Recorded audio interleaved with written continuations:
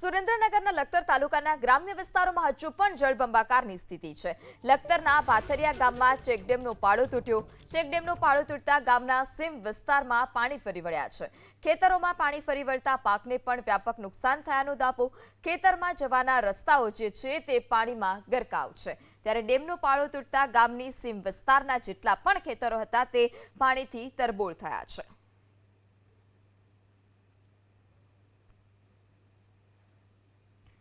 આપણી સાથે ખેડૂત આગેવાન મહેશભાઈ પણ જોડાઈ ચૂક્યા છે। જે મહેશભાઈ, હાલ અત્યારે કેટલી જમીનમાં આ પ્રકારે પાણી ફરી વળ્યા છે, ત્યાંની શું સ્થિતિ છે? ઘણી અત્યારે અહીંયાની આજુબાજુની બધી જમીનોમાં પાણી ફરી વળ્યા છે ડેમ તૂટવાથી, અને હાલ જે ખેતરીઓ જવાના રસ્તા પણ ધોવાણા છે અને વ્યાપક નુકસાન થયું ખેતીવાડીમાં। જી મહેશભાઈ, આ ચેકડેમનો જે પાળો તૂટ્યો તે પાળો જર્જરિત હતો કે પછી અચાનક જ પાણીના પ્રવાહમાં તૂટી ગયો? જર્જરિત નહોતો, પારો તો કમ્પ્લીટ જ હતો, પણ પાણી ઉપરથી ન એટલું બધું વરસાદે વધુ અને પાણી તળાવ ઓવરફ્લો થઈ ગયું, અને તળાવ ઓવરફ્લો થતા ડેમ ઓવરફ્લો થઈને પાણી પારો તૂટ્યો। મહેશભાઈ, ભાથરિયા ગામમાં ખાસ કરીને કયા કયા પાકો લેવામાં આવે છે અને કેટલી જમીનમાં નુકસાન છે?